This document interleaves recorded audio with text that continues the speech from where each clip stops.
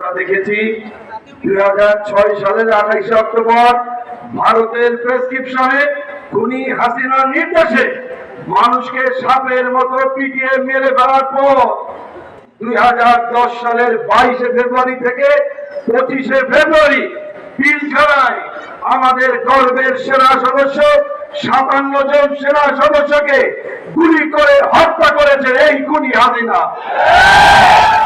এরপর 2023 সালের 2013 সালের 28 অক্টোবর আন্তর্জাতিক অপরাধ ট্রাইব্যুনালে ওই কেন্দ্র ট্রাইব্যুনালের মাধ্যমে বিশ্ব বরেণ্য মুফাসসির কোরআনের পাখি আল্লামা সাঈদীকে হত্যার নির্দেশ দিয়েছিল এই ট্রাইব্যুনাল। এরপর 2013 সালের 5 মে শাপলা চত্বরে হাজারো আলেমের রক্তে রঞ্জিত করেছে তার হাতে খুনি হাসিনা। 2018 সালে এই কোটা বিরোধী আন্দোলন করতে গিয়ে আমাদের সন্তানদের বুকে গুলি চালিয়েছিল এই ডাইনি হাসিনা। 2024 সালের জুলাই মাস থেকে আগস্ট মাস পর্যন্ত আমাদের কলিজার টুকরা সন্তানেরা কোটা বিরোধী আন্দোলন করেছিল। এই কোটা বিরোধী আন্দোলন করার অপরাধে খুনি হাসিনা তার ক্ষমতাকে পাকাপোক্ত করার জন্য আমাদের সন্তানদের বুকে গুলি চালিয়েছে এই খুনি হাসিনা। যাদের রক্তের বিনিময়ে আজকে আমরা বাংলাদেশে একটি দ্বিতীয় স্বাধীনতা অর্জন করেছি। এই স্বাধীনতা আমাদের জন্য মহামূল্যবান। এই স্বাধীনতা নস্যাৎ করতে চায় আওয়ামী লীগের তাড়াহুড়া।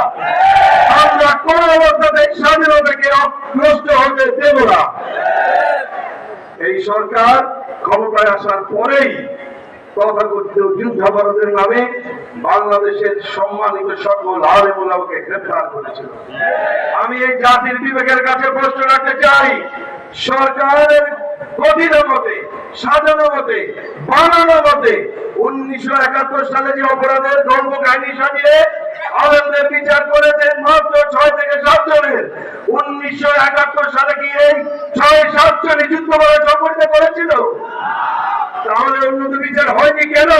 কেন শুধুমাত্র নির্দিষ্ট একটি দল এবং শুধু আলেম ওলামা বিচার হয়েছে?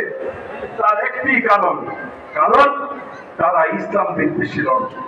আওয়ামী লীগ জন্মগতভাবে ইসলাম বিদ্বেষী, আলেম বিদ্বেষী। এই কারণে তারা বাংলাদেশ থেকে ইসলামী আন্দোলনকে নিশ্চিহ্ন করে দেওয়ার জন্য, আলেমদের কণ্ঠস্তব্ধ করে দেওয়ার জন্য বাংলাদেশের শ্রেষ্ঠ আলেম সমাজ